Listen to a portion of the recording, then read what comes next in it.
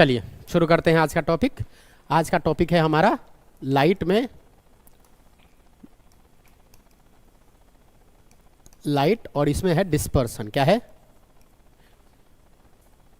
हमने ये पढ़ लिया था अपवर्तन, लाइट के परावर्तन पढ़ लिया था, लाइट का अपवर्तन पढ़ लिया था। ठीक बात है। अपवर्तन में एक माध्यम से दूसरी माध्यम में लाइट आती हैं तो अपने पथ से विचलित होती हैं, मतलब डिविएट होती हैं, और वो अभिलंब की ओर अगर माध्यम चेंज हो, अगर विरल से सघन में हो तो अभिलंब की ओर घूम जाती है। क्यों होती है ऐसा? गाड़ी के एग्जाम्पल मैंने बताया था कि अगर मान लीजिए ये आपका एक ग्राउंड है, ठीक है, ये आपका ग्राउंड है, और यहां मैंने कहा था कि ऊपर वाला एरिया घास है, ये घास वाला एरिया है, ठीक है, और मैंने कहा था ये स्मूथ है, और इस पे हमने बना दिया था ट्रॉली। क्या है? ट्रॉली। और ट्रॉली को बोला था कि मान लीजिए ट्रॉली यहां से ऐसे जा रही है, ठीक है, ऐसे, और ये ट्रॉली जब इस पे आएगी तो ये वाला चक्का इस पे पहले आएगा ना जी। तो ये है घास और ये है ऐसा पिच सरफेस, तो इसको बोलेंगे ये सघन माध्यम है। क्या है? सघन, क्योंकि घास में ज़्यादा जल्दी चक्का जाम हो जाएगा, स्पीड में कमी आ जाएगी घास पे चलते ही, और ये सरफेस है तो इस पे तेज़ी से चलेगा। तो जैसे ही ये ट्रॉली यहाँ आएगी, इसका एक चक्का इस पे रहेगा और एक पहिया इस पे रहेगा। तो ये पहिया अभी मान लीजिए कि जिस स्पीड से आ रही थी, जाहिर सी बात है घास पे आते ही उस स्पीड पे नहीं होगी जिस स्पीड से ये सरफेस पे चल रही थी। जैसे ही एक पहिया इस घास के ऊपर आएगा उसकी स्पीड हो जाएगी धीमे, और इस धीमे होने के कारण इस पहिया की स्पीड तेज होगी। ये तो वैसे ही चल रही है जैसे पहले से चल रही है, तो इसने धीरे किया तो इसको क्या करेगा? टर्न कर देगा। अगर मान लीजिए कि यहाँ आप नॉर्मल खींच रहे हैं तो ये क्या हो जाएगा? इधर से इधर जा रहा था, अब क्या हो जाएगा? इधर जाएगा। मतलब ये अपने नॉर्मल से दूर मतलब जब विरल माध्यम से सघन में जाएगा तो क्या होगा? अभिलंब की ओर घूम जाएगा। जैसे ऐसे जा रहा था तो किधर जाएगा? थोड़ा सा ऐसे जाएगा। सॉरी, ये उल्टा खींच दिया मैंने, ये नहीं होगा, ठीक है। ये इधर जा रहा था तो ये इधर जाना चाहिए था, लेकिन इस पहिया के वजह से ये कहाँ जाएगा? थोड़ा सा इधर घूम जाएगा ना। समझ पा रहे हो? अभिलंब की ओर घूम जाएगा। तो ये हमने कंसेप्ट बताया था, और अभिलंब से दूर जाएगा क्योंकि माध्यम चेंज होगा। फिर ये इधर से जब इधर आएगा, ये ट्रॉली जब इधर आएगी तो ये पहिया तो इसमें ये पहिया पहले घूमेगी, ये पहिया इसमें पहले आएगी, और ये पहिया यहीं रहेगी। तो ये जैसे ही इस पे आएगा इसकी स्पीड बढ़ जाएगी। घास से जैसे ही सरफेस पे चढ़ेगा इसकी स्पीड बढ़ जाएगी कि नहीं बढ़ जाएगी? और बढ़ेगी तो ये तुरंत ऐसे टर्न ले लेगा, क्योंकि ये अभी तक तो घास पे ही है, इसकी स्पीड के कमी के वजह से ये टर्न ले लेगा। मतलब कि अगर हम यहाँ नॉर्मल ड्रॉ कर रहे हैं और यहाँ से कुछ चीज़ आ रहा है तो ये इधर भागेगा, यानी कि ये अभिलंब से कहाँ भागेगा? दूर भागेगा। इसीलिए अभिलंब से दूर भागता है। और लाइट अकेले किरण नहीं है, लाइट बीम है, पुंज है, बहुत सारी किरणें एक साथ चलती हैं। तो ये बात हमने पढ़ा दिया था। आज हम पढ़ेंगे डिस्पर्सन ऑफ लाइट, जिसका नाम है, डिस्पर्सन को हम बोलते हैं क्या? वर्ण विक्षेपण। वर्ण विक्षेपण, इसको क्या बोलते हैं? वर्ण विक्षेपण। इंपॉर्टेंट टॉपिक है वर्ण विक्षेपण। वर्ण विक्षेपण क्या कहता है कि न्यूटन साहब ने, लिखिएगा समझ लीजिए। न्यूटन साहब ने एक डिस्क के ऊपर एक्सपेरिमेंट किया, और न्यूटन ने अपने डिस्क को जब घुमाया तो उन्होंने, डिस्क में कई कलर थे, ठीक है, तो उन्होंने घुमाया तो वो श्वेत हो गया, सफ़ेद हो गया, ठीक है। तो न्यूटन ने अपने डिस्क को जब घुमाया तो उनमें 7 कलर थे और वे मिलके सफ़ेद दिखने लगे। जैसे अलग अलग कलर, कुछ यूं डिस्क था, और मान लीजिए इसमें बहुत सारे कलर हैं, राइट, और इस कलर को जब ये घुमाया जाएगा तो वो एक ही तरह से दिखने लगा। जैसे फैन में 3 पंखियां होती हैं, जब तेजी से घुमाया जाता है तो पता चलता है कि कुछ ऐसे एक घूम रहा है, ऐसा नहीं प्रतीत होता है कि 3 उसके स्विंग जो फ्लैप ब्लेड हैं वो घूम रहे हैं। उसी तरह से जब ये घूमेगा तो एक ही कलर श्वेत दिखाई देता है। तो इन्होंने ये समझा कि किसी एक कलर में ही सारे कलर निहित हैं। तो न्यूटन ने अपने डिस्क के एक्सपेरिमेंट से ये बताया कि अलग अलग कलर को अगर मोशन दिया जाए या एक डिस्क को नचा के देखा जाए, एक्सपेरिमेंट किया, तो उसमें 7 कलर होते हैं या वो सातों कलर मिलके एक कलर में तब्दील हो जाता है, वो है श्वेत। फिर इसी को बाद में एक्सपेरिमेंट करके प्रिज्म के जरिए गुजारा गया। प्रिज्म एक पारदर्शी कांच का 3 सतह, वैसे इसके 5 सतह होते हैं, लेकिन 2D में 3 सतहों से घिरा हुआ एक किसी खास नियत एंगल पे बना हुआ एक पदार्थ है जिसे रोशनी गुजारी जाती है, और वो क्या करता है कि उसको 7 अलग अलग कलरों में विभक्त कर देता है। ये प्रिज्म का काम है। प्रिज्म भी पढ़ेंगे, लेकिन अभी हमको इस बात पे फोकस करना है कि हम क्या पढ़ रहे हैं। हम पढ़ रहे हैं विक्षेपण। तो विक्षेपण पढ़ लेंगे, उसके बाद प्रिज्म के बारे में जानेंगे। अभी 2024 में परीक्षा हुआ था, मार्च में, एक बीपीएससी ने लिया था शिक्षक वाला, उसमें पूछा था कि प्रिज्म के कितने सतह होते हैं। काफ़ी, कितने सतह होते हैं प्रिज्म के,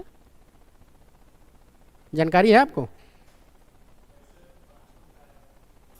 हाँ, 5 सतह होते हैं, 5 फलक होते हैं, सामने 2D में 3 दिखते हैं, 2D में 3 दिखते हैं, और उसके आधार के आकार पे इसकी विभाजन की गई है। तो अभी हम पहला जो पॉइंट लिखेंगे वर्ण विक्षेपण में, वो ये लिखेंगे कि न्यूटन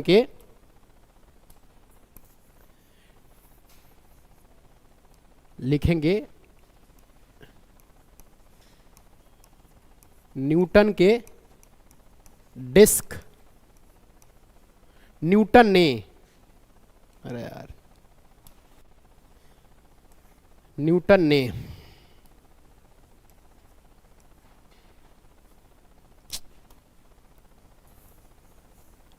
लिख लीजिए, न्यूटन ने अपने डिस्क को जब घुमाया, इंग्लिश में, ओके, न्यूटन ने अपने डिस्क को जब डिस्क रोटेट किया इन्होंने, तो रोटेट करने से 7 तरह के कलर श्वेत कलर में बदल गए। न्यूटन ने डिस्क को जब घुमाया तो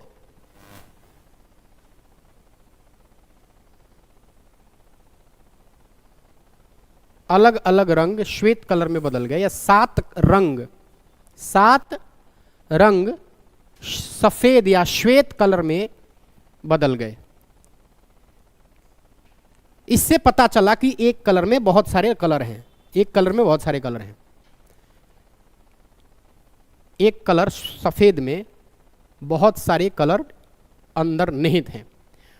तो न्यूटन के डिस्क से क्या पता चला? विभिन्न कलर को एक कलर में तब्दील होते हुए देखा गया जब उस डिस्क को नचाया गया। तो ये न्यूटन ने किया। इसके बाद साइंस ने क्या किया, फिजिक्स ने क्या किया, उसको प्रिज्म से होकर गुजारा, क्रॉस कराया। इसको लिख लिया आपने, व्हेन न्यूटन्स डिस्क रोटेट, तो डिफरेंट कलर कन्वर्ट हो जाता है किसमें? व्हाइट कलर में। लिख लिया आपने? अब थोड़ा सा समझिएगा वर्ण विक्षेपण क्या है। तो जब हम प्रिज्म से एक सफेद एक लाइट को जब प्रवेश कराते हैं, तो प्रिज्म उस किरण को, उस किरण पुंज को, उस प्रकाश के किरण को 7 रंगों में विभक्त कर देता है। प्रिज्म का ये काम है। जैसे प्रिज्म ये है, ये एक प्रिज्म है।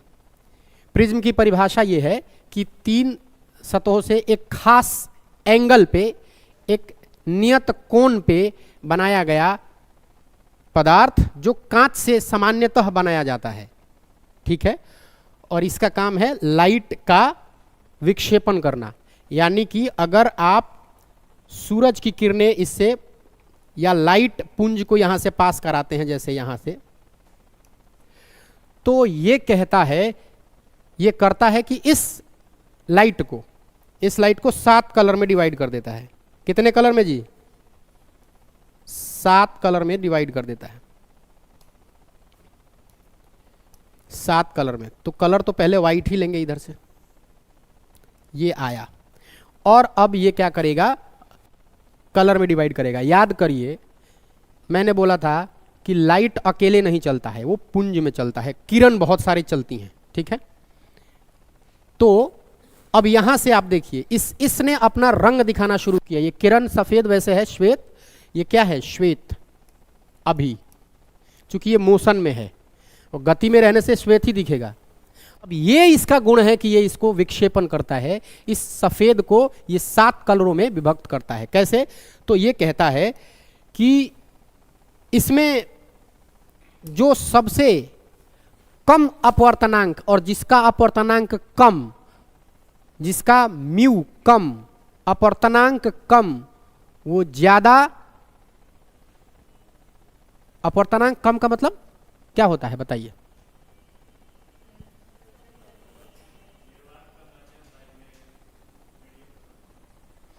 अपवर्तनांक हमने बताया था रिफ्रैक्टिव इंडेक्स। हाँ, तो इसमें जितना जिसका अपवर्तनांक होगा वो मीडियम उतना ही सघन होगा, और जिसका जितना अपवर्तनांक कम होगा वो माध्यम उतना ही विरल होगा, ठीक है। जैसे मैंने कहा था म्यू 1.5 और एक बताया था म्यू 1.33, तो आप ये ज़्यादा है कि ये ज़्यादा है? तो ये है कांच, क्या है? कांच, और ये है जल। तो जल ज़्यादा घना कि कांच ज़्यादा घना? कांच ज़्यादा घना। तो जिसका अपवर्तनांक ज़्यादा वो ज़्यादा सघन, ठीक है। इस बात को इसको ध्यान रखिएगा, बताए थे हमने। तो ये कहता है कि जिसका अपवर्तनांक ज़्यादा होगा वो किरणें पहले यहां से बैंड हो जाएंगी, और वो है बैगनी। तो ये 7 कलर में क्या क्या विक्षेपित होगा इसका हम बात कर लेते हैं। मैं नाम ही लिख दूंगा, अलग अलग कलर इस्तेमाल करने का क्या मतलब। अब जामुनी कहां से खोजें? इंडिगो, पिंक से। चलिए कोई बात नहीं है, इसको वैसे देख लीजिए कि मान लीजिए कि ये, अब इसके अलावा कलर हम खोज सकते हैं। ये जो निकलता है, पहले मैं नाम बता देता हूं, इसको बोलते हैं बै जी बै। यार ये सिस्टम तो पहले ठीक था, अभी कैसे गड़बड़ हो गया इसका।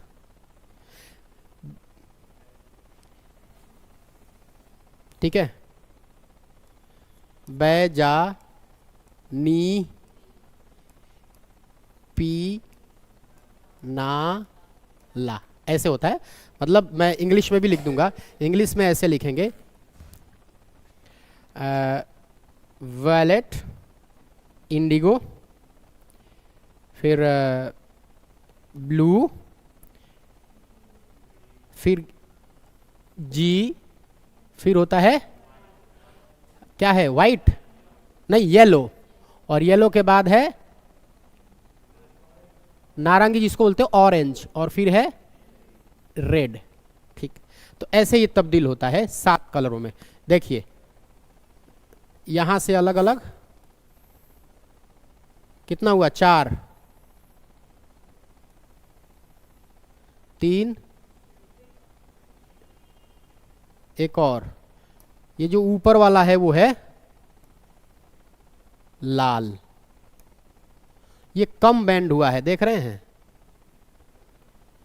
ये लगभग लगभग कम बैंड होता है। तो जिसका इसमें क्या है कि जिसका अपवर्तनांक ज्यादा है वो सबसे अंदर और ज्यादा बैंड होता है। बैगनी कलर का अपवर्तनांक इसमें सबसे ज्यादा है। और ध्यान रखना, वर्ण विक्षेपण में एक चीज मिलता है कि जिसका अपवर्तनांक ज्यादा, मतलब उसका जो तरंग दैर्घ्य होता है वो सबसे कम होता है, और जिसका तरंग दैर्घ्य यानी वेवलेंथ सबसे अधिक, जिसका वेवलेंथ सबसे अधिक उसका अपवर्तनांक सबसे कम। ठीक, तो ये बैजानी पेनल्ला, इसका मतलब एक याद करने के लिए ट्रिक है, इसको बोलते हैं हिंदी में बैगनी, इसको बोलते हैं जामुनी, इसको बोलते हैं नीला, इसको बोलते हैं हरा, इसको बोलते हैं पीला, इसको बोलते हैं नीला, सॉरी नारंगी, और इसको बोलते हैं लाल। अब देखिए, ये जो मैं लिख रहा हूं ये ऊपर की तरफ बढ़ेगा,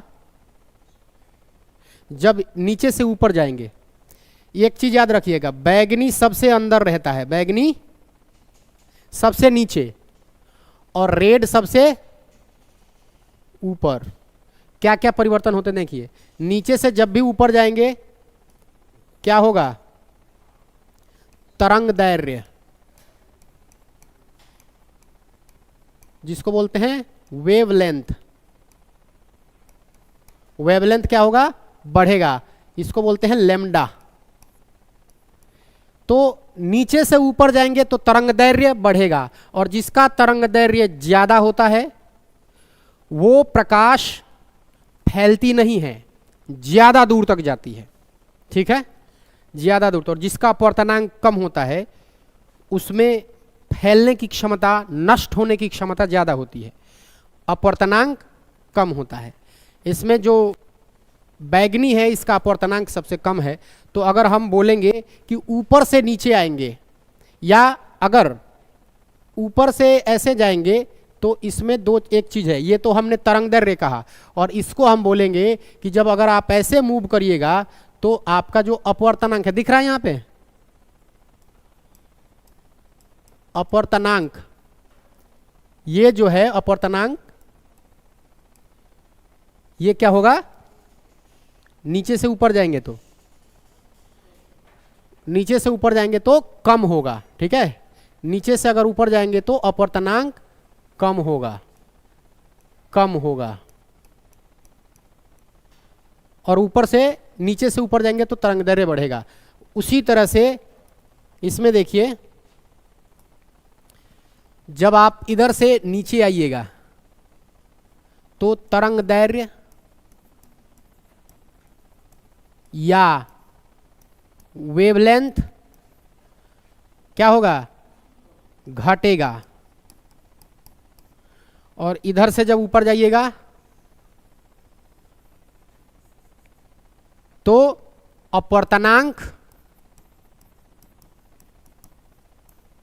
घटेगा।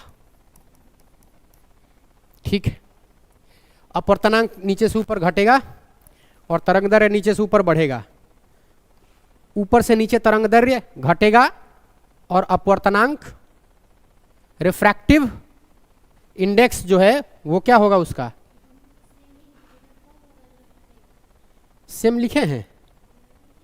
अच्छा, ये कम होगा, और इधर हमने क्या लिखा है,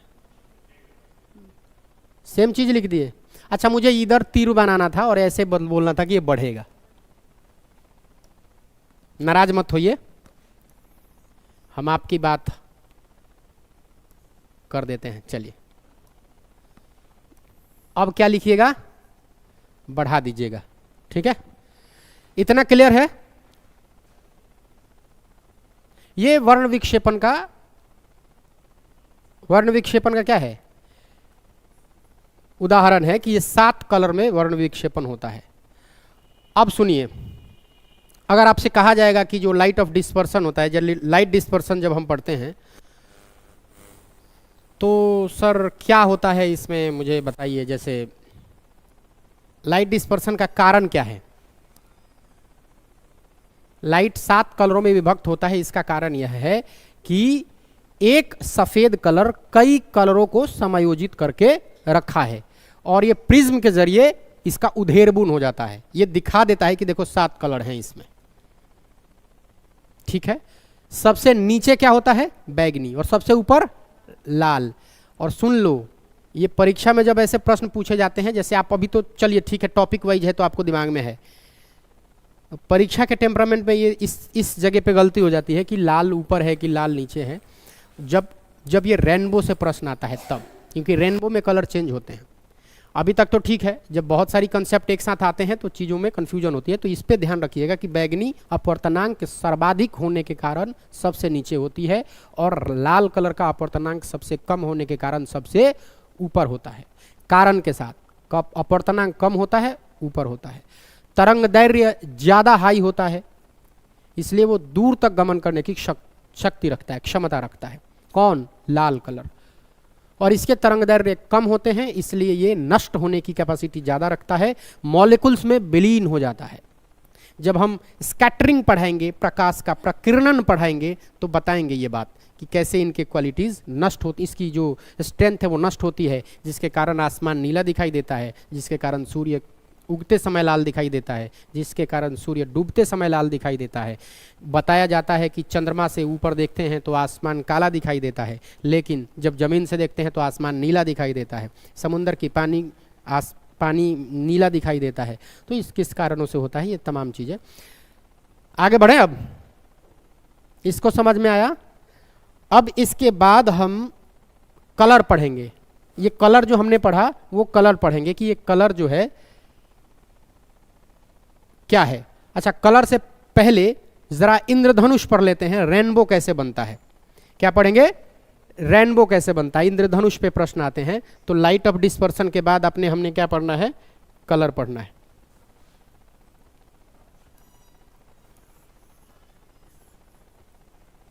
ठीक है, क्या पढ़ना है? रेनबो।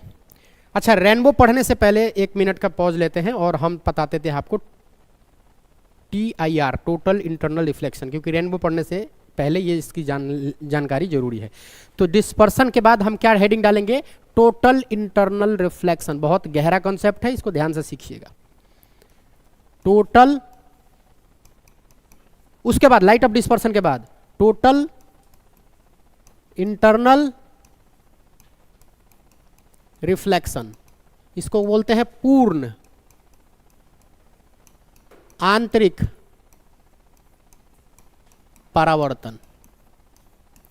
क्या पढ़ेंगे? पूर्ण आंतरिक परावर्तन, total internal reflection. Total internal reflection, पूर्ण आंतरिक परावर्तन।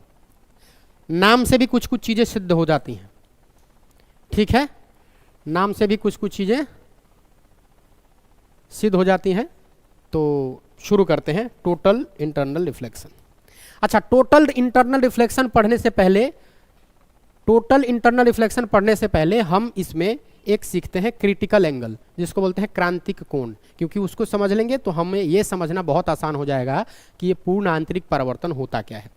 तो इसी को समझने के लिए पहला पॉइंट आप लिखिएगा, क्रांतिक कोण। क्रांतिक कोण ये इसी में है, इसी टॉपिक में है, क्रांतिक कोण। इसको इंग्लिश में बोलते हैं क्रिटिकल एंगल। क्रिटिकल एंगल, इसको बोलते हैं क्रिटिकल एंगल। जरा समझते हैं क्रिटिकल एंगल क्या है। तो यहां देखिए, या चेंज कर लूं, मैं स्लाइड चेंज कर लूं, आप अपने कॉपी पे वैसे ही रखना, जगह चाहिए इसके लिए। जैसा मान लीजिए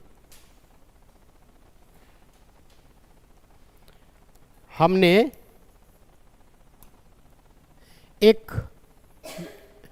एक मीडियम लिया, ये मीडियम है, और ये मीडियम है क्या? ग्लास।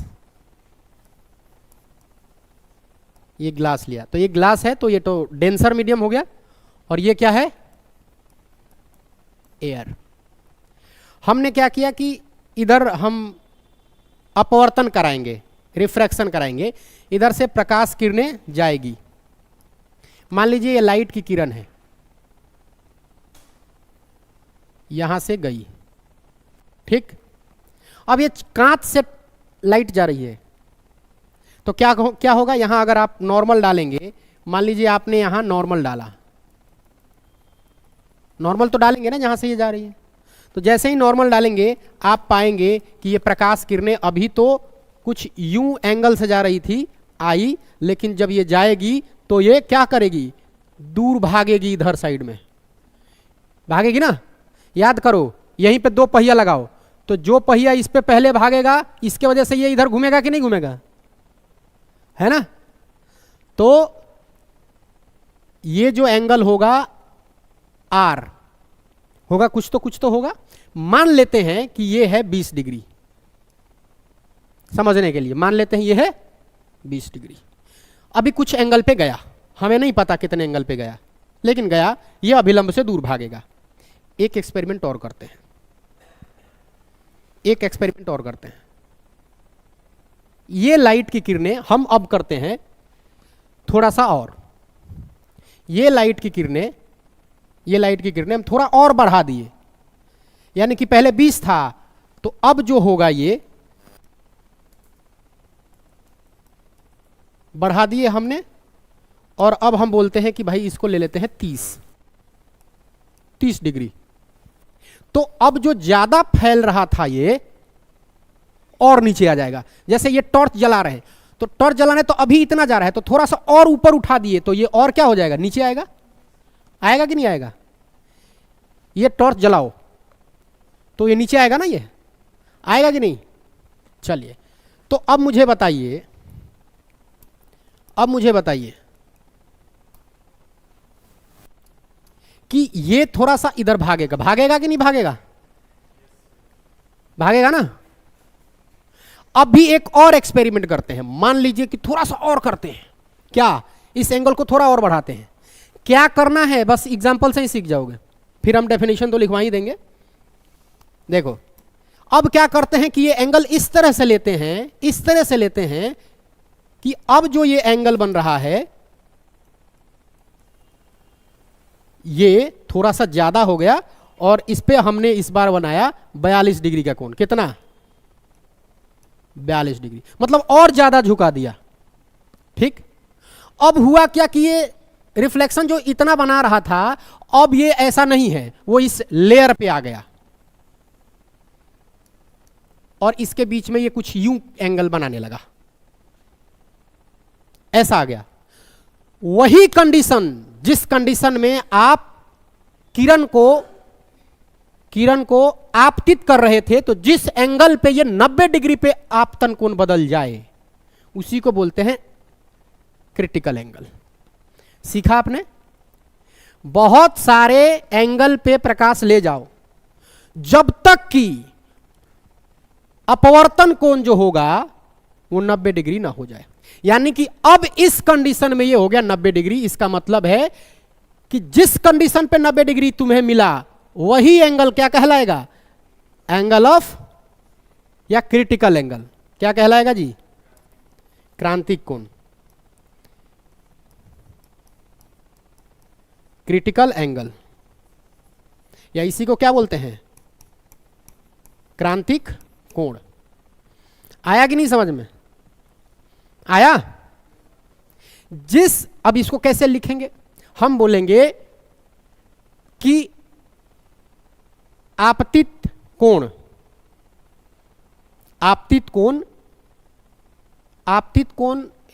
का मान, जिस मान पर, आपतित कोण के जिस मान पर या जिस वैल्यू पर आपतन कोण, सॉरी क्या बोलते हैं इसको, अपवर्तन कोण 90 डिग्री आ जाए, उसको क्या बोलेंगे, क्रिटिकल एंगल। सबको समझ में आया, एक एक बच्चे को, सभी को।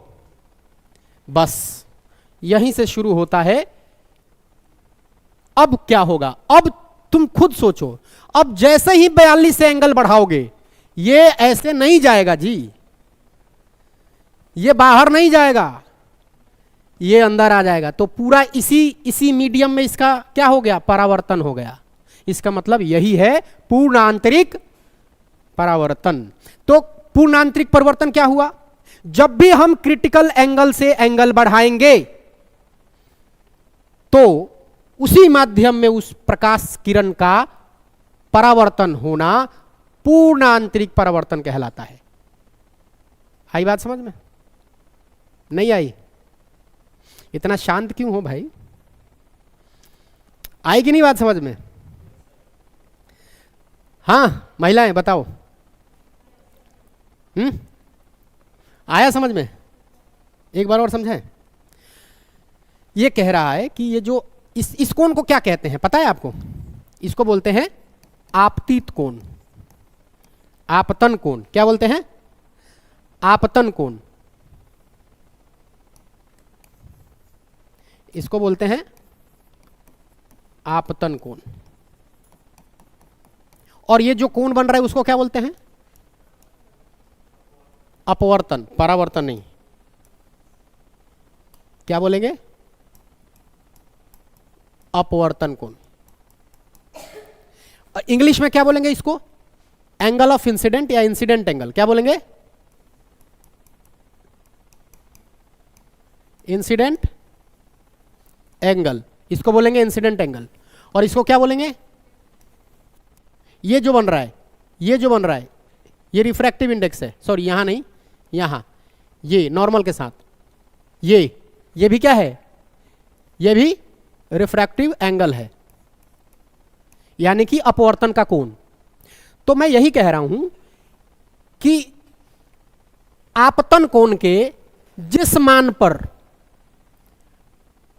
ये कोण यानी कि अपवर्तन कोण 90 डिग्री हो जाए उसी को क्या कहते हैं? Critical angle. समझ में आई बात?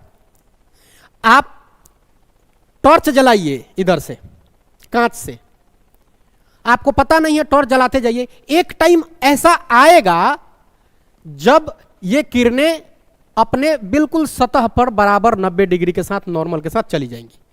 तो आपको समझ में आ जाएगा कि ये कौन सा कोण होगा जिस पे ये 90 डिग्री आ गया। तो ये कोण क्या होगा? क्रांतिक कोण। कौन सा? क्रांतिक, या इसी को क्या बोलते हैं? Critical angle. क्या बोलते हैं? Critical angle. अब समझ में आया सबको? इसको लिख लीजिए। आपतन और परावर्तन समझ में आ गया है सभी को? तो जब आपतन और परावर्तन समझ में आ गया है तो आप अपवर्तन और परावर्तन, तो इस बात को समझने में कोई दिक्कत नहीं होगी। पॉइंट क्या लिखना है? हिंदी लिख लो, फिर इंग्लिश में लिखवाता हूं।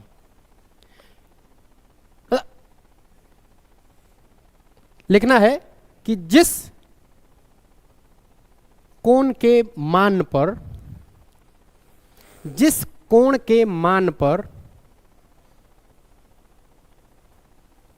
सॉरी, जिस आपतन कोण के मान पर, जिस आपतन कोण के मान पर, जिस आपतन कोण के मान पर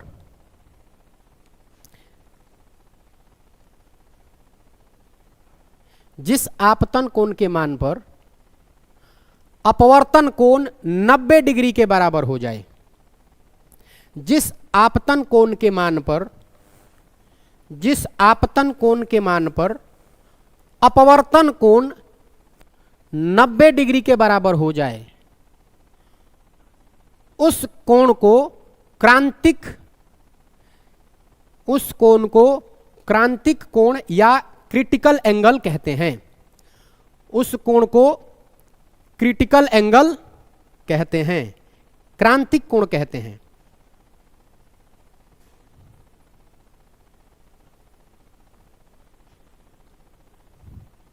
हो गया? आप लिख लीजिए जो इंग्लिश में लिखना चाहते हैं। लिखिए,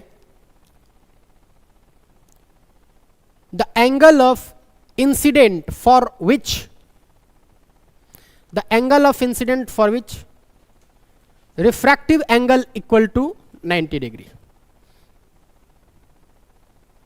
angle of incidence for which angle of refraction is equal to 90 degree. क्या लिखेंगे इंग्लिश में? इसको लिख लीजिए, angle of incidence for which angle of refraction is equal to 90 degree. जिस पे 90 डिग्री आ जाए उसको क्या बोलेंगे? क्रांतिक कोण। समझ में आया सबको? दूसरा पॉइंट यही होगा कि अब इस क्रांतिक कोण को थोड़ा भी अधिक करेंगे तो क्या ये लाइन इसी पे रहेगा या नीचे गिर जाएगा? अब मान लीजिए कि इस एंगल को हम थोड़ा सा इंक्रीज कर लेते हैं, ऐसे कर लेते हैं।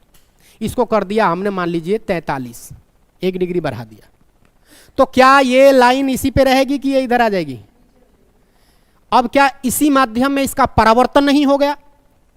इस परावर्तन का ये मतलब बिल्कुल नहीं है कि इधर कोई लाइन ही नहीं जा रही है, जा रही है, बट हमको कहना है कि क्या पूर्ण आंतरिक परावर्तन हो रहा है, इस पार्ट को देखने के लिए कहना है। इसका यह मतलब नहीं है कि इधर लाइट जाएगी ही नहीं, लाइट जाएगी, लाइट जाएगी, लेकिन यह लाइट जानते हैं कब पता चलेगा? जब ऊपर अंधेरा हो और टॉर्च पानी के अंदर जल रहा हो। यह वही कंडीशन है जब आप अपने 2 मंजिले घर पे हैं, शहर में हैं, और पूरी शहर की लाइट कट गई है, स्ट्रीट लाइट भी खत्म, एवरीथिंग, अंधेरा छा गया, बट आपके घर में इन्वर्टर है और आपने लाइट जलाई और आपके कांच के सामने आपका इमेज दिखने लगा। इसका मतलब क्या है? बाहर अंधेरा है, आपके घर की रोशनी आपके कांच से टकरा के, कांच तो पारदर्शी है, काहे नहीं गया उधर? आप जब भी बाहर अंधेरा हो और घर के रूम में उजाला हो तो आप अपने कांच से अपना चेहरा देख सकती हैं। ऐसा होता है? जानते हैं क्यों होता है? इसका मतलब है कि लाइट पूरा अंदर बाहर ही नहीं जा रहा है, रिफ्लेक्ट भी कर रहा है, क्योंकि बाहर का सीन अंधेरा है, और जैसे ही बाहर उजाला है आप अपना चेहरा बंद कर देखना ही नहीं दिखा पाएगा वो आईना। क्यों ऐसा होता है? क्योंकि बाहर के रोशनी भी अंदर आने लगता है और उसको न्यूट्रलाइज कर देता है, और जब बाहर अंधेरा होगा तो आपके कमरे में जल रहा लाइट आपके चित्र को दिखाता है, और चित्र तभी दिखाता है जब परावर्तन होता है।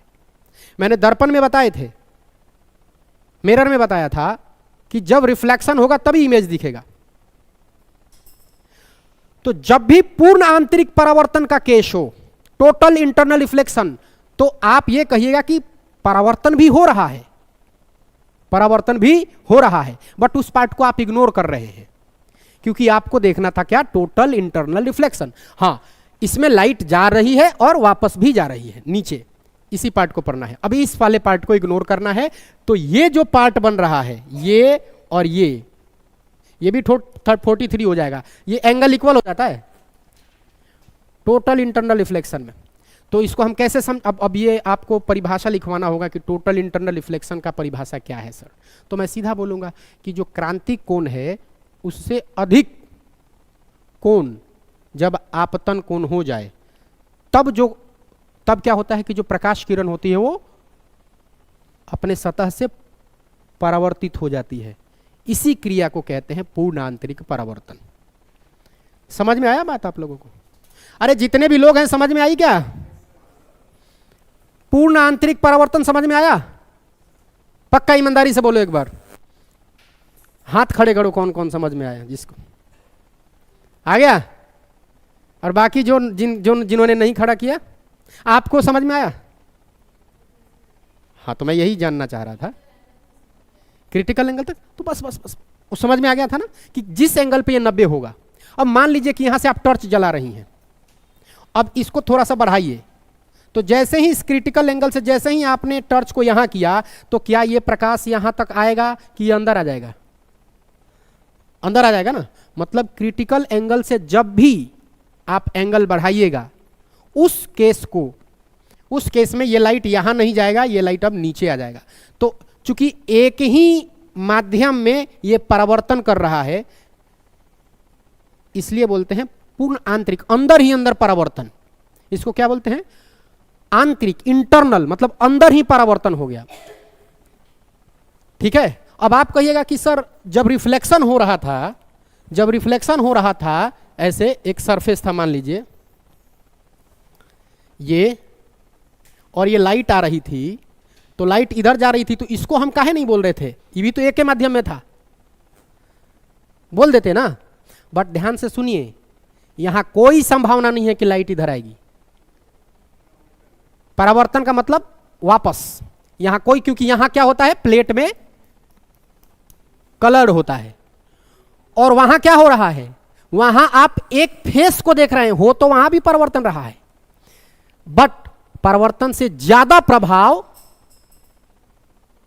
ऊपर जाने से ज्यादा वो नीचे हो रहा है। देखिए आप इसको, यहां लाइट ऐसा नहीं है कि नहीं जा सकता, जा सकता है। इसीलिए इसका नाम पूर्ण आंतरिक परिवर्तन हो गया कि बाहर जाने के बावजूद ये बाहर नहीं जा रहा है, इस सतह से टकरा के वापस आ रहा है। इसलिए इस कंडीशन को बोलते हैं पूर्ण आंतरिक परिवर्तन, अंदर ही अंदर परिवर्तन होना।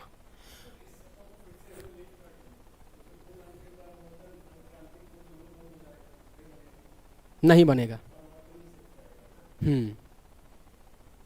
ठीक है, तब वो परावर्तन कहलाएगा।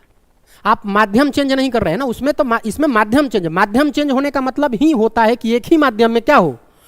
आप जब भी बोल रहे हैं कि माध्यम परिवर्तन, इसका मतलब है कि दो माध्यम ले रहे हैं और उसमें आप माध्यम एक ही लेते हैं, एयर ही एयर। सघन में आते हैं? नहीं आते हैं। तो क्रांतिक कोण से जैसे ही कोण का मान बढ़ेगा, इंसिडेंट कोण का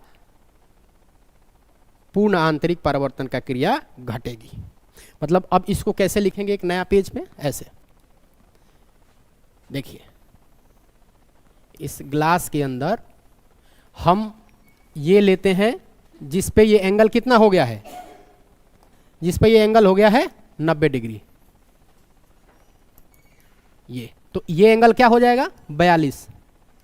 तो 42 पे क्या आया था? ये है क्रांतिक कोण।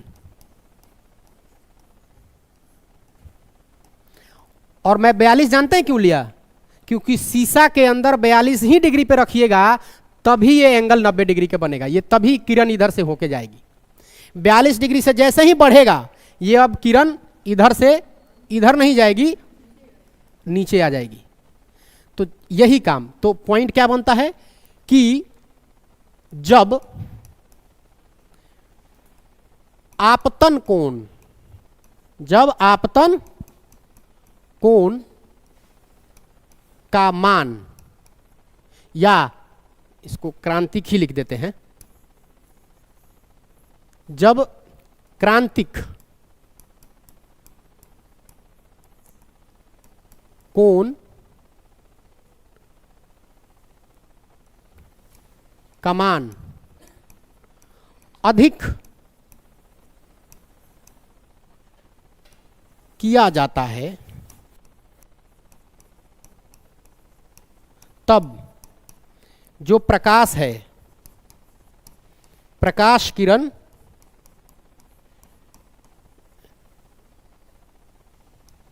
उसी माध्यम में क्या होती है? प्रकाश किरण उसी माध्यम में पूर्णतः परावर्तित हो जाती है। इस घटना को क्या कहते हैं? Total internal reflection. इसको बोलते हैं टोटल इंटरनल रिफ्लेक्शन। जब क्रांतिक कोण का मान अधिक किया जाता है तब प्रकाश किरण उसी माध्यम में पूर्णतः परावर्तित हो जाती है। जैसे हो रहा है, ये क्रांतिक कोण है, अब हमने इसको क्या किया, थोड़ा सा बढ़ाया तो अब 90 डिग्री पे नहीं जाएगी, अंदर आ जाएगी। तो एक ही माध्यम के अंदर इसका रिफ्लेक्ट परावर्तन हो गया, तो हम क्या बोलते हैं? अच्छा, परावर्तन क्या होता है? जब लाइट टकराए और वापस घूम जाए किसी एंगल पे, इसलिए पूर्ण आंतरिक परावर्तन है। क्या अभी कोई दिक्कत किसी को? किसी भी सघन माध्यम में होगा जहां मीडियम चेंज हो रहा हो, एयर से सघन या मीडियम चेंज हो, कोई भी मीडियम लीजिए, किसी भी मीडियम में ये होगा। ध्यान रखिएगा कि वो मीडियम होना चाहिए अलग अलग। एक माध्यम से प्रकाश गुजरे और जब टोटल इंटरनल हो तो गुजरने के कंडीशन रहने के बाद भी एक ऐसा एंगल जिस पे वो पूरी तरह से अंदर ही अंदर क्या हो, परावर्तित हो जाए। ठीक, कोई दिक्कत इसमें? आगे बढ़े? आपने लिखा? ठीक है, तो ये होता है टोटल इंटरनल रिफ्लेक्शन। अच्छा, टोटल इंटरनल रिफ्लेक्शन के कई उदाहरण हैं जो परीक्षा में खूब पूछे गए हैं। टोटल इंटरनल रिफ्लेक्शन के, पूर्ण आंतरिक परावर्तन के बहुत सारे ऐसे उदाहरण हैं। जैसे पहला उदाहरण इसके क्या हो सकते हैं?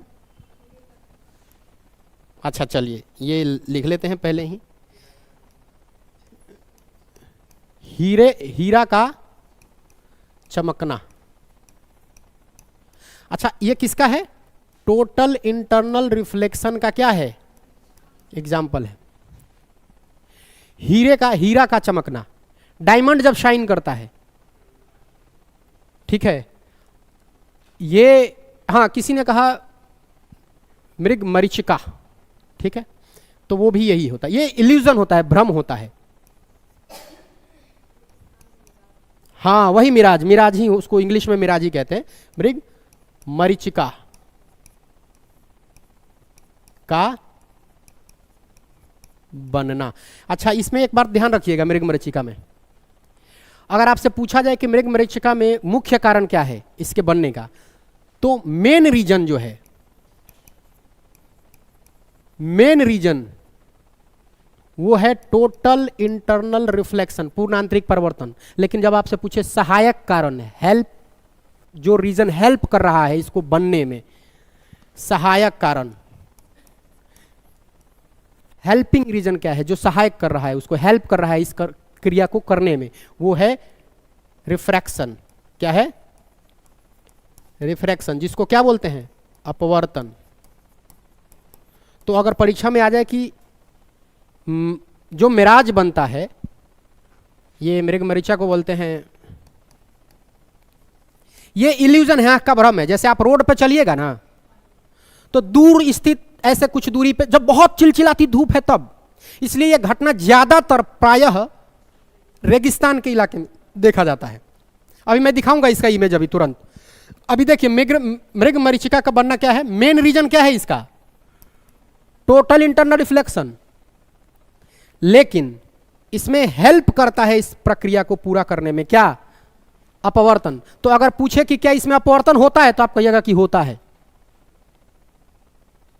याद है ना, इसमें अपवर्तन होता है।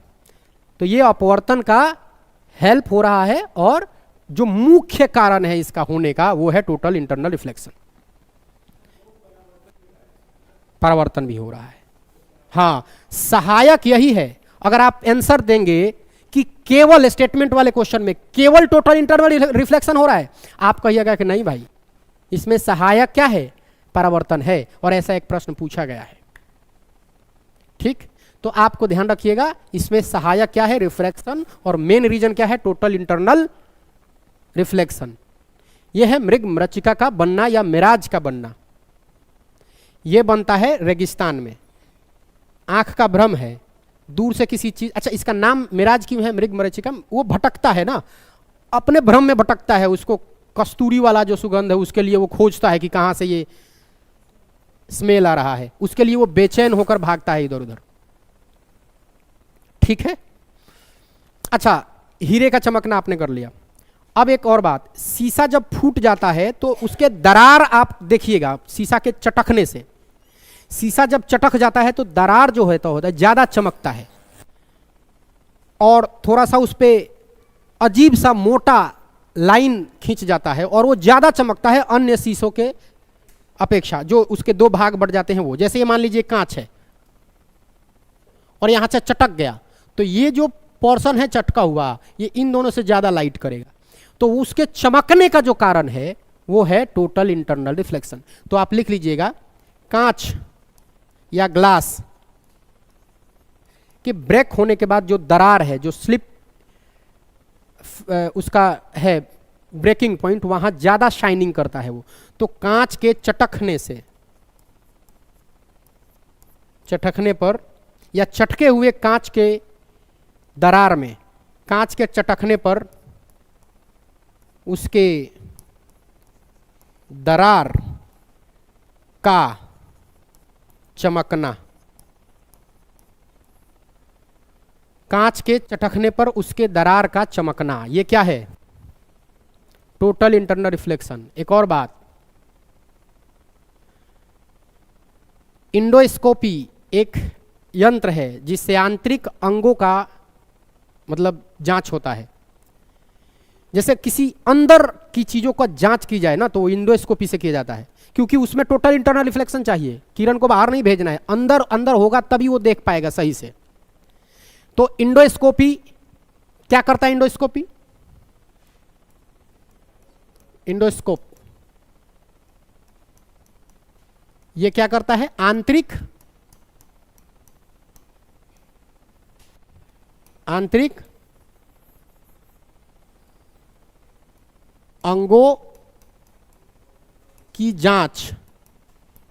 तो इंडोस्कोपी में जो आंतरिक अंगों की जांच होती है, इंडोस्कोप में ये पूर्ण आंतरिक परिवर्तन के कारण ही वो देख पाता है अंदर की क्रिया को।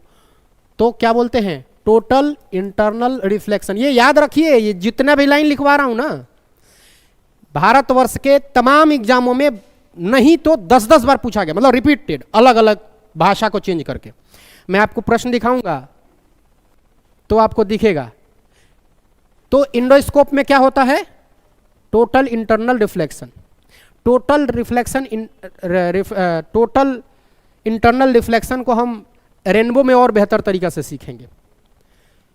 अच्छा, एक और चीज है, इसके उदाहरण के लिए बेहतर माना जाता है, बोला जाता है कि जो ऑप्टिकल फाइबर है या दूर संचार कम्युनिकेशन के लिए आप फोन का इस्तेमाल करते हैं, इंटरनेट के लिए, तो दूर संचार में भी है। ऑप्टिकल फाइबर का इस्तेमाल आजकल मतलब इंटरनेट का ज़्यादा क्षति ना हो इसके लिए भी हम यूज करते हैं। तो वो टोटल इंटरनल रिफ्लेक्शन होता है। जैसे इस तरह के पाइप होती है, इसमें लाइट ऐसे जाता है, ऐसे जाता है, ऐसे जाता है, ऐसे आ जाता है, ऐसे। इसमें जो सिग्नल है ना, सिग्नल का नष्ट नहीं होना, इसके लिए ऑप्टिकल फाइबर का यूज किया जाता है, कम्युनिकेशन के लिए, संचार के लिए। तो इसमें भी टोटल इंटरनल रिफ्लेक्शन का यूज होता है सिग्नल के जरिए।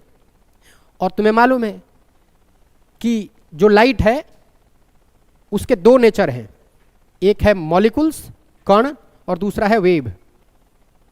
एक है कण और एक है वेव। कण बताया था न्यूटन ने और वेव बताया था हाइजन ने। कण है लाइट, मॉलिक्यूल्स है लाइट, इसको सिद्ध किया था आइंस्टीन ने, और ये वेव है इसको सिद्ध किया था यंग ने। इसी बात पे ये तय हुआ कि लाइट द्वि प्रकृति के होते हैं, एक होता है कण और दूसरा होता है वेव। और वेव भी दो तरह के होते हैं, एक होता है ट्रांसवर्स, एक होता है लॉन्गिट्यूडनल। तो जो प्रकाश है वो है ट्रांसवर्स वेव। तो ये वेव वाले चैप्टर में इसको समझेंगे, इसके बाद वेव पढ़ेंगे, क्योंकि जब लाइट पढ़ने के बाद वेव पढ़ेंगे तो ज़्यादा समझ में आएगा।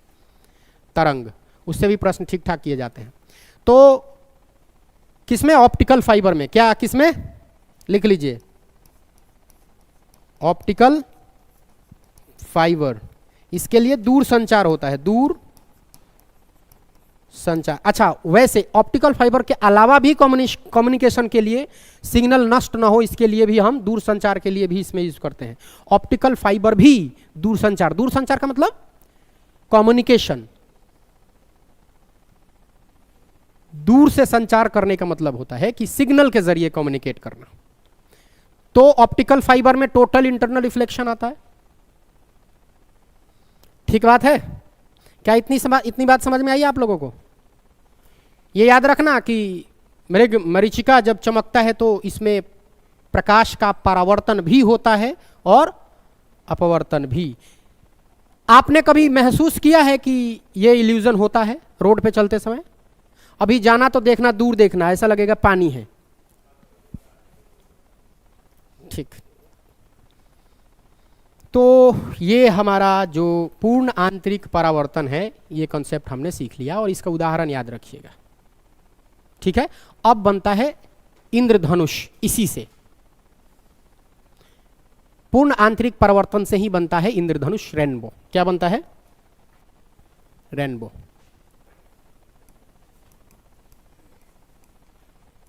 इसको बोलते हैं इंद्रधनुष, इसको बोलते हैं इंद्रधनुष, रेनबो। तो ये कब बनता है? बारिश के ठीक बाद, जब सूरज की किरण बारिश के बूंद पर पड़ती है तो ये तैयार होता है। उसमें परावर्तन भी होता है और वर्ण का विक्षेपण भी होता है, डिस्पर्सन ऑफ लाइट होता है, जिसके कारण इंद्रधनुष बनता है। लेकिन इंद्रधनुष के दो प्रकार हैं, उन दोनों प्रकार में अलग अलग प्रकृति होती हैं। तो पहले जब इंद्रधनुष पढ़ेंगे तो हम पढ़ेंगे कि किस कारण इंद्रधनुष हो रहा है। तो हम ये बोलेंगे कि डिस्पर्सन ऑफ लाइट के कारण 7 रंगों में विभक्त होता है ना। तो 7 रंगों में विभक्त होने का मतलब क्या है? लाइट ऑफ डिस्पर्सन हो रहा है, डिस्पर्सन हो रहा है, विक्षेपण हो रहा है लाइट का। तो पहला काम, क्योंकि सूरज की किरणें सफेद और पानी में प्रवेश करते ही पानी प्रिज्म की तरह उसका एक्टिविटी हो जाता है, तो वो 7 कलर में डिवाइड करता है, तो 7 रंग में बट गया। लेकिन एक और काम होता है साथ साथ, परावर्तन हुआ और फिर होता है टोटल इंटरनल रिफ्लेक्शन।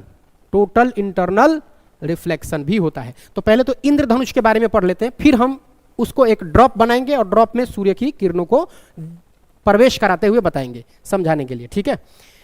टाइम देख रहे हैं आप लोग? क्या टाइम हो गया क्या? अभी बाकी है ना? हाँ, तो इंद्रधनुष वाला कंसेप्ट सीख लेंगे तब हम आगे बढ़ेंगे, ठीक।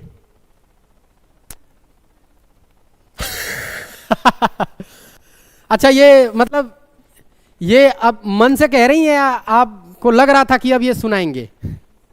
नहीं, ऐसा कुछ नहीं था। हम आगे टॉपिक, लेकिन फिर भी जब एक चीज सुन लीजिए, सुनिए और ताली भी बजाइए, ठीक है। ताली तो हम बजवा लेंगे, ताली तो बजाना बहुत आसान काम है, नहीं?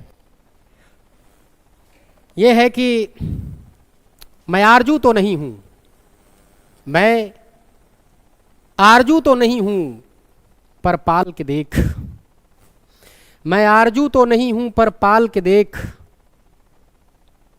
मैं दोनों तरफ एक सा हूं, किसी से शर्त लगा और उछाल के देख। नहीं समझ में आया? जोर से बजना चाहिए था, लेकिन अब बजेगा, देखना। नहीं आया ना? समझ में आया? जख्म इतने मिले फिर सिले ही नहीं, सुना दिया था ये, हो गया था ये।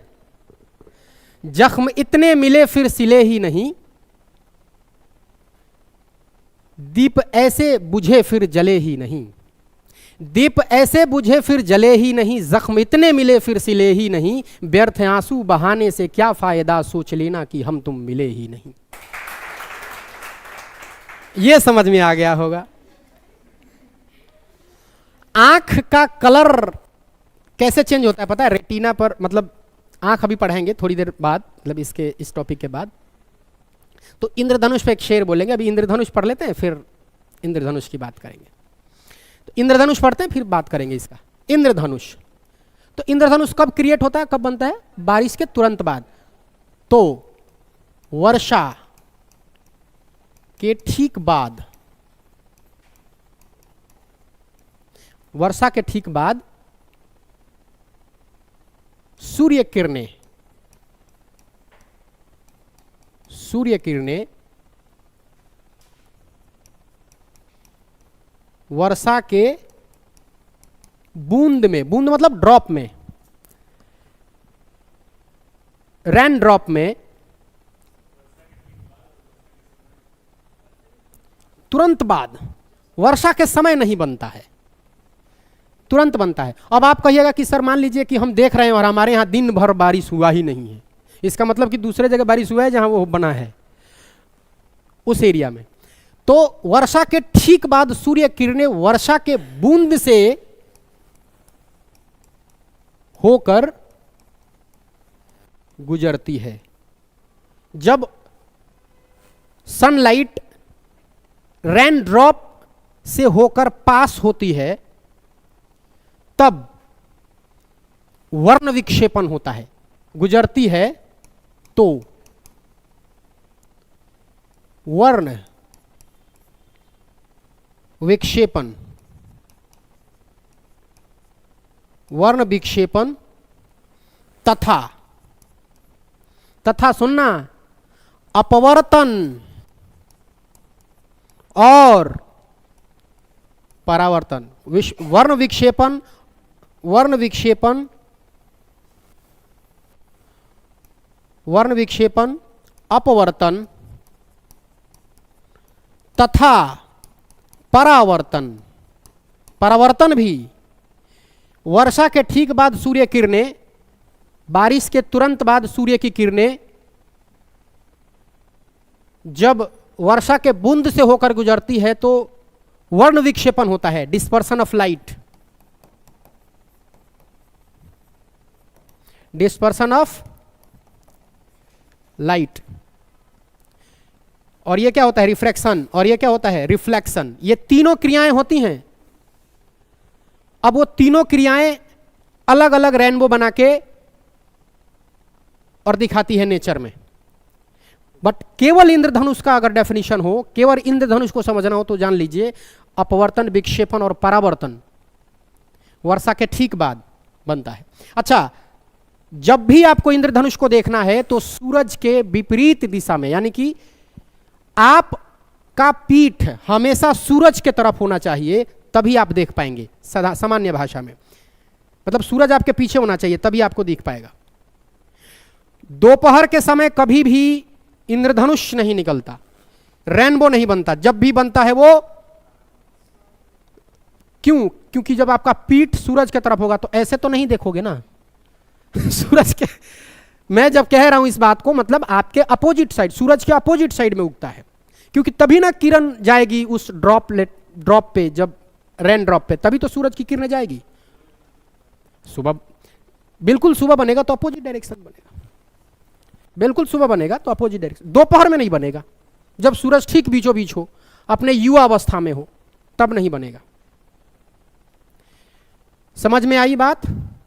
तो यहां लिख लीजिए कि सूरज, इंद्रधनुष को हमेशा सूरज के विपरीत दिशा में, या जब भी हमको इंद्रधनुष देखना है, रेनबो देखना है, तो सूरज की तरफ पीठ होना चाहिए। इसका एकदम सामान्य भाषा में लिखिए, पीठ होना चाहिए। मतलब समझ गए आप कि आप सूरज के अपोजिट डायरेक्शन में ही इंद्रधनुष को देख सकते हैं। यही कारण है कि सूर्य किरणें, यही कारण है कि दोपहर के टाइम पे रेनबो नहीं बनता है। दोपहर के टाइम पे रेनबो नहीं बनता है। लिख लीजिए इस बात को, कब दिखाई पड़ता है। विक्षेपण, डिस्पर्सन, अपवर्तन, परावर्तन तीनों होता है। लेकिन अगर आपसे पूछा जाए कि मुख्य कारण क्या है इंद्रधनुष का, तो नहीं, असल वजूद इसका है 7 कलर में विभक्त होना। अंदर क्या हो रहा है इसके साथ साथ ये दोनों काम होते हैं। ठीक है, इसके साथ साथ ये दोनों काम होते हैं, अपवर्तन और परावर्तन। अब जब हम प्रकार पढ़ेंगे तो इनके बारे में पढ़ेंगे। इंद्रधनुष 2 प्रकार के होते हैं। कितने प्रकार के? 2 प्रकार के होते हैं। एक होता है प्राइमरी और दूसरा होता है सेकेंडरी। एक होता है प्राइमरी और दूसरा होता है सेकेंडरी। सेकेंडरी प्राथमिक और द्वितीयक। तो अब लिख लीजिए इंद्रधनुष का प्रकार, रेनबो का टाइप।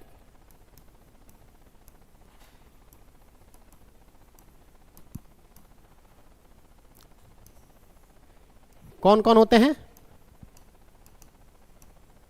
प्राइमरी और सेकेंडरी, प्राथमिक और द्वितीयक। मुझे लग रहा है बोर्ड अब सही काम करने लगा। चलिए, प्राथमिक और द्वितीयक, प्राथमिक और द्वितीयक, ये होता है टाइप्स ऑफ रेनबो। 2 तरह के होते हैं। अभी पहला क्या है? प्राथमिक। जो प्राथमिक है वो क्या होता है? तो सुनिए, पानी का बूंद है, पानी के बूंद में किरण आती है। मैं एक बार ड्रॉप बना दूं, इमेज के साथ सीखेंगे। ये मान लीजिए कि ये पानी का बूंद है, ये पानी का बूंद है। अब यहां से आ रही है सूरज की किरण, यहां से सूरज की किरण आई, तो ये है एयर। देखना भैया, एयर है, ठीक। अब ये पानी के बूंद में जब आई तो मुझे बताओ, थोड़ा सा ऐसे कर लेते हैं, ये सीधा आ रही है ना, स्लांट थोड़ा सा,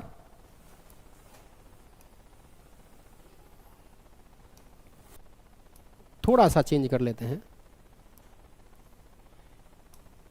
सूरज की किरणें यहां से आई, मान लीजिए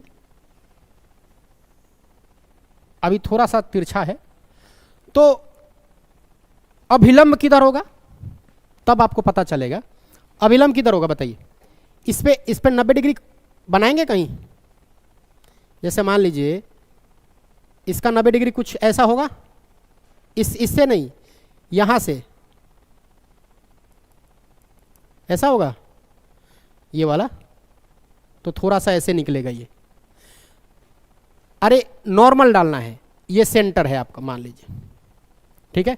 तो सेंटर जब किसी भी जगह से किसी भी सर्कल में अगर परिधि से रेडियस खींचते हैं तो वो लगभग यहां क्या हो जाता है, टेंजेंट खींचते हैं तो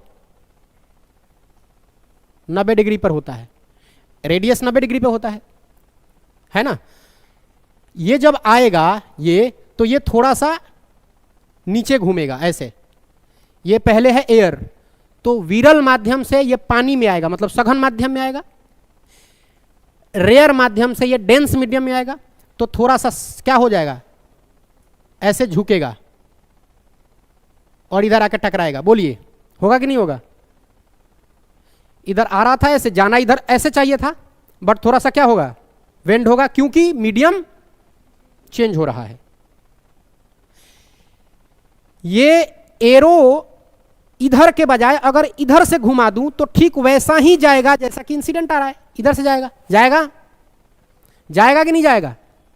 तो अब बताइए, यही हो रहा है टोटल इंटरनल रिफ्लेक्शन, हम प्राइमरी बता रहे हैं। यहां से क्या करेगा जानते हैं आप? ये जो लाइट, ये जो बूंद का बबल है ना, वो यहां से रिफ्लेक्ट करके लाइट को भेज देगा यहां, ये होगा। तो आप बताइए कि जब ये उल्टा तीर करेंगे तो ये बाहर निकल जाएगा, तो यहां से ये बाहर क्यों नहीं निकल रहा है, ये अंदर क्यों जा रहा है? सोचने वाली बात है। क्योंकि ये हुआ, ये क्या हुआ, ये अंदर ही अंदर परिवर्तन हो रहा है, मतलब पूर्ण आंतरिक परिवर्तन। हाँ बोलिए। हाँ, मतलब क्रांतिक से ज्यादा हो रहा है, तभी तो ये परिवर्तन हो रहा है। तो ये हो गया पूर्ण आंतरिक परिवर्तन। क्या हो गया? लेकिन क्या ये बाहर नहीं जाना चाहिए था? ऐसे नहीं आना चाहिए था, क्योंकि इधर जाएगा तो ये नीचे जाएगा, तो इधर आएगा तो जैसे ही डेंस माध्यम से ये विरल माध्यम में आया तो अपना चेंज करेगा रास्ता। बोलिए, आना चाहिए था ना? आएगा, लेकिन वो जो प्राकृतिक घटना घट रही है, जिसमें आप देखते हैं कि अच्छा बैगनी कलर नीचे है, लाल कलर ऊपर है, ये जो रेनबो का फॉर्मेशन हो रहा है, ये प्राकृतिक घटना है। आप इन बातों को ध्यान ही नहीं देंगे, क्योंकि बन रहा है, ये बन रहा है क्या, आपका इंद्रधनुष। तो ये भी क्रिया होगा, लाइट पूरी तरह से ये आएगी जरूर, लेकिन लाइट का जो प्रभाव है कुछ हिस्सा इधर भी आएगा, क्योंकि वो तो जाएगा ही, ट्रांसपेरेंट है तो। लेकिन इसमें एंगल कुछ ऐसा ही है कि ये टकरा के इधर भी आएगा। आप मेरी बात समझ पा रहे हैं? वही बात है कि आप अपने कमरे में लाइट जलाइए और बाकी दुनिया को अंधेरा कर लीजिए, तो क्या आपके कमरे में जलता हुआ लाइट का प्रभाव बाहर दिखाई देगा कि नहीं दिखाई देगा? जरूर दिखाई देगा। लेकिन आपके कमरे का जो लाइट है वो आपके कांच से, खिड़की से आपका चेहरा भी दिखाएगा। इसका मतलब है कि वो परिवर्तित भी हो रहा है और बाहर उजाला भी दे रहा है, मतलब अंदर से बाहर भी जा रहा है और रिफ्लेक्ट भी कर रहा है। तो जो आपका चेहरा दिखा रहा है वो पूर्ण आंतरिक परावर्तन हो गया, और जो बाहर इसका प्रभाव दिख रहा है वो क्या है? परावर्तन है। वो गया, सॉरी वो क्या बोलते हैं, अपवर्तन है। वो क्या है? अपवर्तन है। समझ पा रहे हैं आप?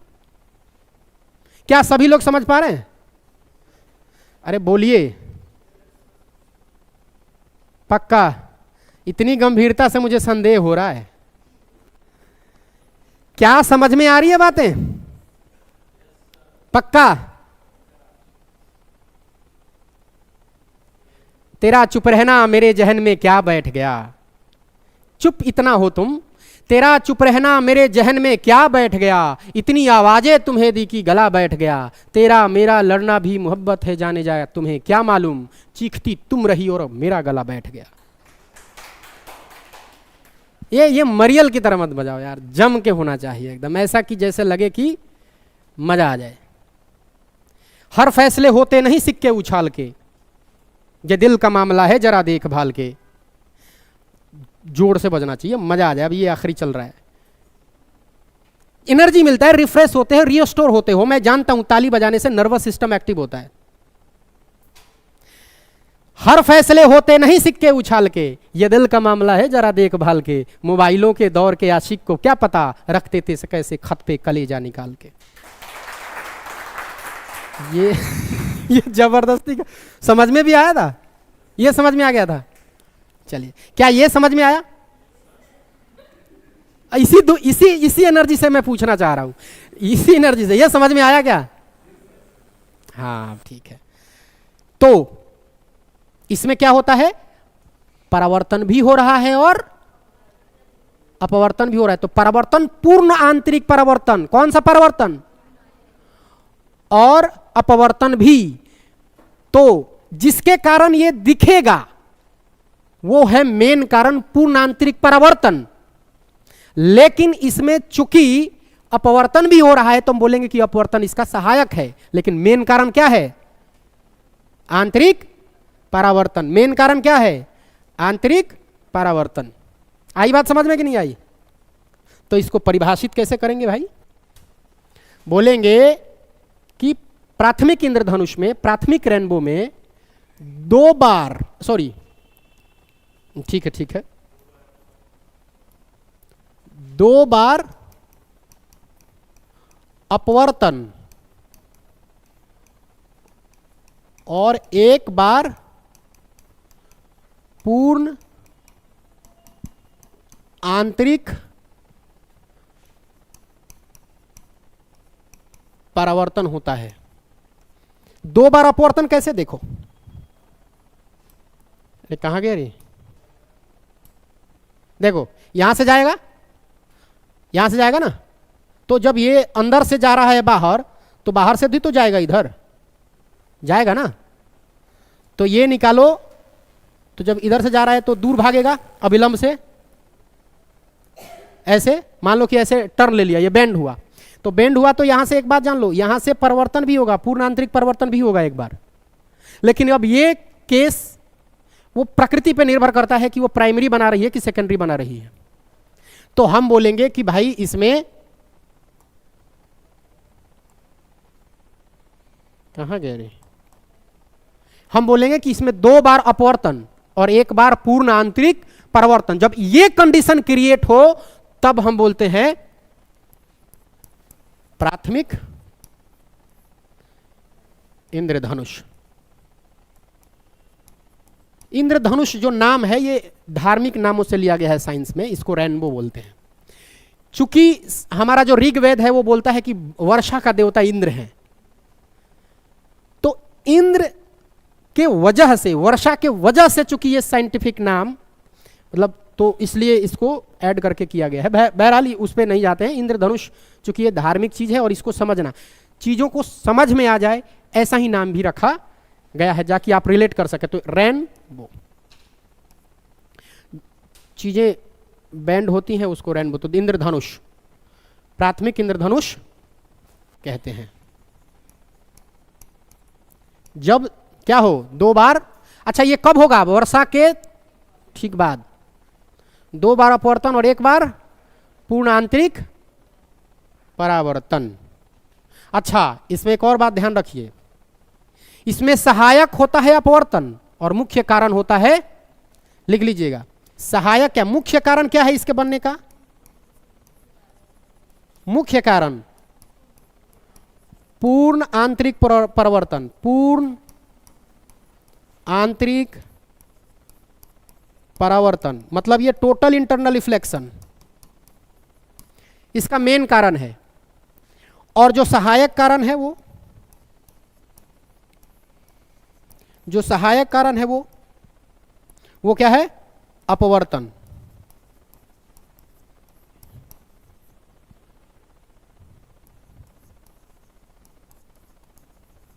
रिफ्रैक्शन इसमें। और ये जो चमक है एक बार आंतरिक परिवर्तन का, ये अधिक होता है पहले से, ये ज्यादा चमकीला होता है पहले के दूसरे के बनिस्पत। जो दूसरा द्वितीयक इंद्रधनुष बनेगा उससे ज्यादा चमकीला होता है। तो ये भी लिख लीजिए, आखिरी पॉइंट में मैं ऊपर लिख देता हूं।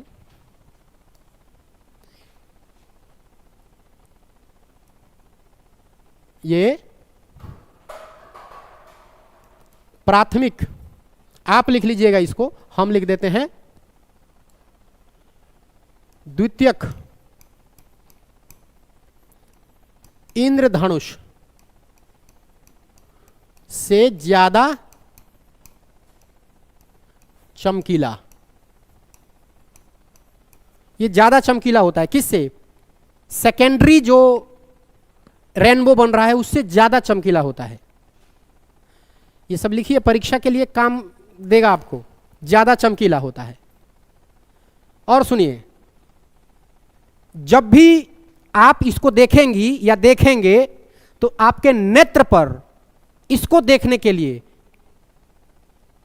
42 डिग्री का एंगल बनना चाहिए। कितने डिग्री का? कितने डिग्री का? 42 डिग्री का। नहीं, आपके आंख के और उसको बीच में, वो उसका एंगल छोड़िए। आप जब देखेंगी तो आपके आंख नेत्र पर उसको देखने के लिए कितना एंगल चाहिए? 42 डिग्री। और जब प्राइमरी होता है उसको 55 डिग्री। तो पहले इसको देख लीजिए। अच्छा, ये प्रश्न कैसे? ये प्रश्न कैसे? ये सीडीएस में पूछा गया प्रश्न है, इसलिए इस पॉइंट को लिखना बेहद जरूरी है कि जब भी हम इस प्राथमिक इंद्रधनुष को देखते हैं तो हमारे नेत्र पर एंगल, नेत्र पर किसको देखने के लिए जी? हां, प्राइमरी रेनबो को देखने के लिए नेत्र पर 45 डिग्री का कोण, हाँ ठीक है, 42 डिग्री का कोण बनना चाहिए